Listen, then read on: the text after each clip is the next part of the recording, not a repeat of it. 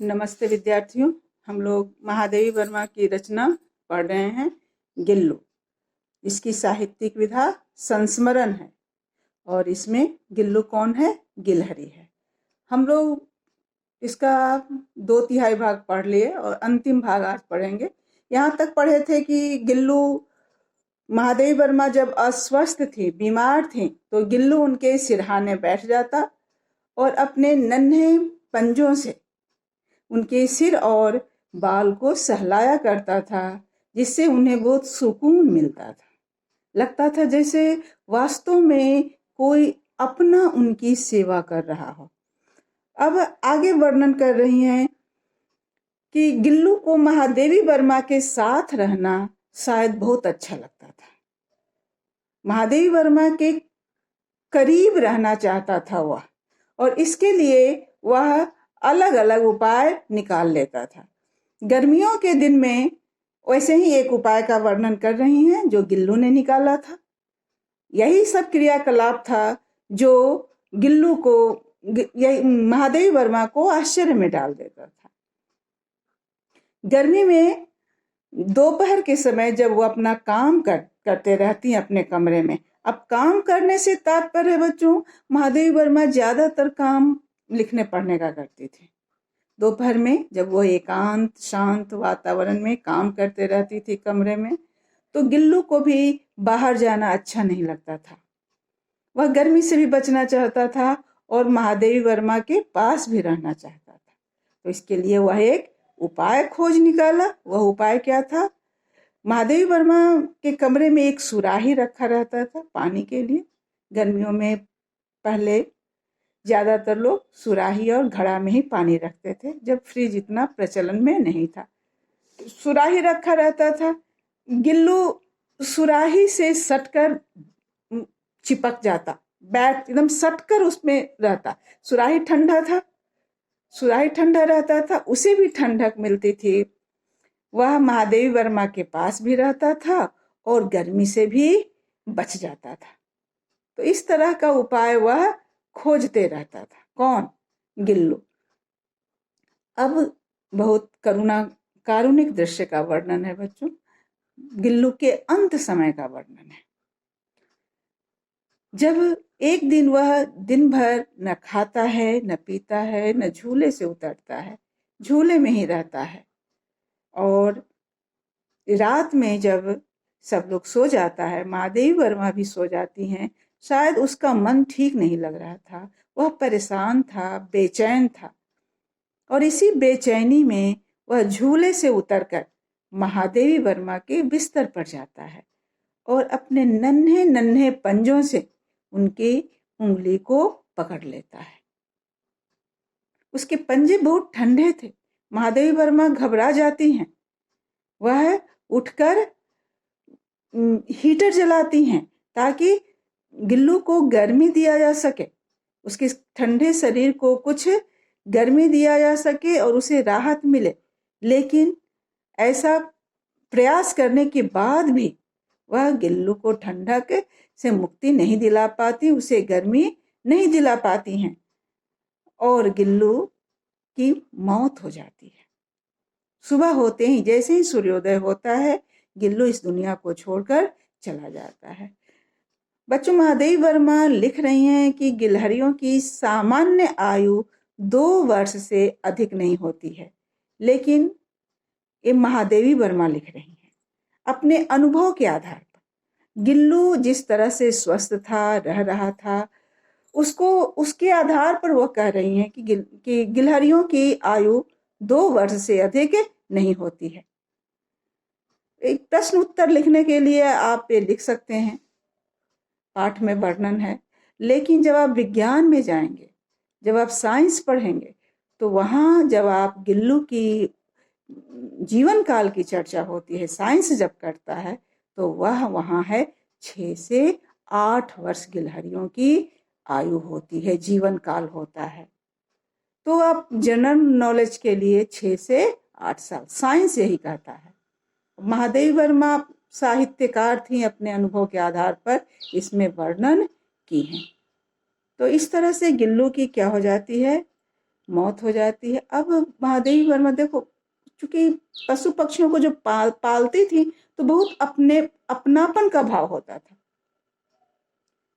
उन्हें याद आता है कि जब गिल्लू को असहाय अवस्था में उठाकर लाई थी, जब वो मरणासन्न था, जब नवजात था, और उपचार के बाद पहली बार पंजों से उनकी उन्हीं उंगलियों को पकड़ा था, जब वह कुछ ठीक हुआ था, जीवन जीना शुरू किया था। और आज जब उसका अंत समय आया है तो भी वह अपने पंजों से महादेवी वर्मा की उन्हीं उंगलियों को थामता है। इस तरह से महादेवी वर्मा वर्णन कर रही हैं गिल्लू का, जिसे वो पाली थी एकदम ममत्व के भाव से। अब गिल्लू तो रहा नहीं, झूले को उतारकर महादेवी वर्मा रख देती हैं। बहुत दुख होता है उनको तार जो जाली खोली थी गिल्लू को बाहर जाने के लिए, उसमें उसको बंद कर देती हैं। लेकिन वर्णन कर रही हैं कि अन्य गिलहरियां जाली के उस तरफ आकर चिकचिक करती ही रहती हैं और वसंत ऋतु आने पर सोन जूही में पीली कली लगती ही रहती है।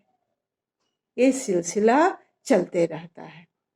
जब गिल्लू के अंत का वर्णन करती हैं तो एक पंक्ति है जिसका हम लोग आशय प्रश्न में भी ये है, जिसमें वर्णन कर रही हैं, प्रभात के प्रथम किरण के स्पर्श के साथ ही वह किसी और जीवन में जागने के लिए सो गया।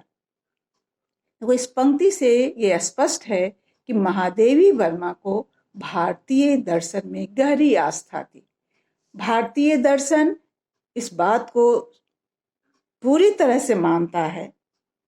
भारतीय दर्शन में वर्णन है पुनर्जन्म का, सिद्धांत का, कि पुनर्जन्म होता है, और महादेवी वर्मा उसमें पूरा विश्वास करती हैं। तभी लिखती हैं कि गिल्लू के इस जीवन का अंत हुआ है, वह गिलहरी के जीवन को छोड़कर गया है, वह हमेशा के लिए सो गया है, लेकिन उसका पुनर्जन्म होगा, वह किसी और रूप में जन्म लेगा इस पृथ्वी पर, और फिर तरह तरह की क्रियाकलाप चलते करेगा। इस तरह से उसका पुनर्जन्म होगा, रीबर्थ होगा, वो वर्णन कर रही हैं। और अंत में करती हैं, सोन जूही जब गिल्लू का मृत्यु हो जाती है तो उसे सोन जूही की लता के पास ही दफनाया जाता है, उसे समाधि दे दी जाती है, गाड़ दिया जाता है। क्यों सोन जूही की लता के पास क्यों समाधि दी गई, दफनाया गया? क्योंकि दो कारण। एक कहते हैं कि सोन जूही का लता उसे बहुत प्रिय था, इसलिए वो उसमें छुपता भी था, वहां दफना देती है।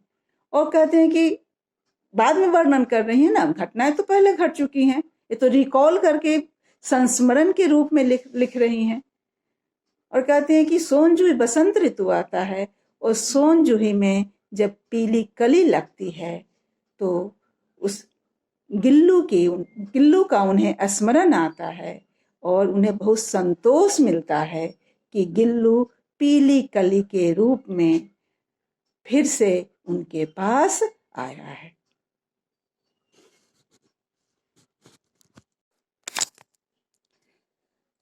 बच्चों, हम लोग पाठ पढ़ लिए, अब इसके अभ्यास पर चर्चा करेंगे। अभ्यास के जो प्रश्न हैं उसमें से सभी प्रश्नों पर तो नहीं, 2-4 प्रश्न बहुत आसान हैं जिसे आप खुद करेंगे पाठ पढ़कर, और लेकिन कुछ प्रश्नों पर हम लोग चर्चा करेंगे।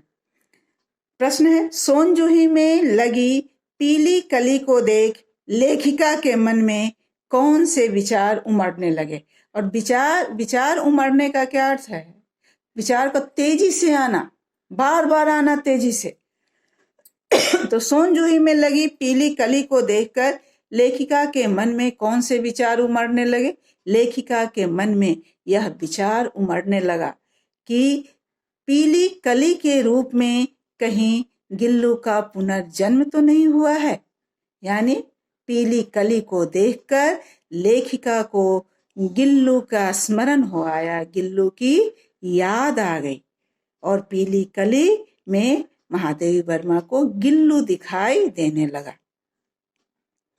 उसके बाद का प्रश्न है, पाठ के आधार पर कवि को एक साथ समादरित और निरादरित अनादरित प्राणी क्यों कहा गया है? बच्चों, जब कौवा का वर्णन करती हैं तो महादेवी वर्मा समादरित सम्मानित और अनादरित तिरस्कृत, सम्मान नहीं देना। अब कवि को समादरित क्यों माना गया? 2 कारण बताते हैं, पाठ के आधार पर हमें लिखना है तो 2 कारण बताती है महादेवी वर्मा। पहला कि पितृपक्ष मेला में हमारे पूर्वज अपनी संतान से कुछ प्राप्त करने के लिए, कुछ पाने के लिए कौवा का रूप धारण करके आते हैं। उसमें उन्हें बहुत सम्मान दिया जाता है। कौवे में संतान, कौओं में अपने पूर्वज का रूप देखते हैं।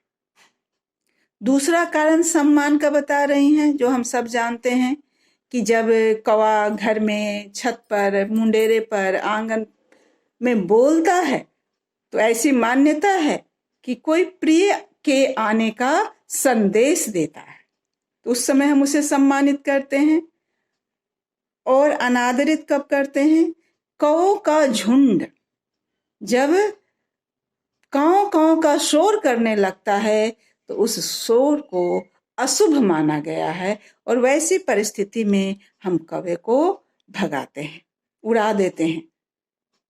तो कौवा ही एक ऐसा प्राणी है जो समादरित भी होता है और अनादरित भी होता है।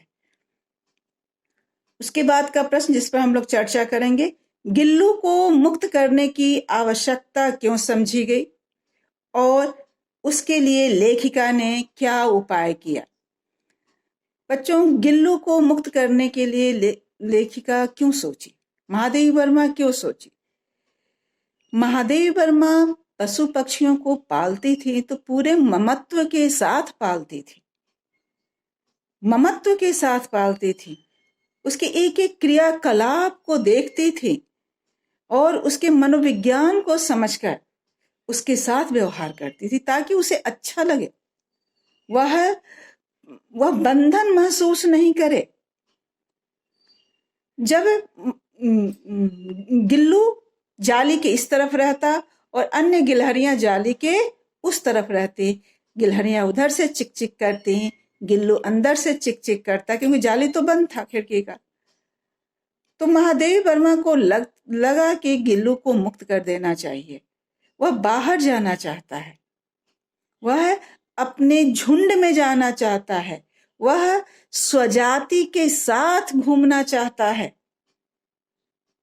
उनको लगा ऐसा। और एक दिन तो देखती हैं कि खिड़की के जाली के बाहर अन्य गिलहरियां नहीं हैं, बावजूद इसके गिल्लू खिड़की की जाली के इस तरफ बैठकर बाहर देख रहा है। तब महादेवी वर्मा उसके मनोविज्ञान को पढ़ लेती हैं और उन्हें लगता है कि गिल्लू अपनेपन से बाहर झांक रहा है। अब यह अकेला नहीं रहना चाहता, झुंड के साथ रहना चाहता है और इसलिए यह परेशान है। और महादेवी वर्मा उसे मुक्त कर देती हैं। खिड़की के जाली का एक कोना खोल देती हैं, जिससे गिल्लू बाहर आने जाने लगता है और उसे इस तरह से स्वतंत्रता पूर्वक बाहर आते जाते देखती हैं तो महादेवी वर्मा को बहुत अच्छा लगता है। ये प्रश्न हो गया। उसके बाद एक प्रश्न और करेंगे, गिल्लू की किन चेष्टाओं से यह आभास मिलने लगा था कि उसका अंत समय अब समीप है?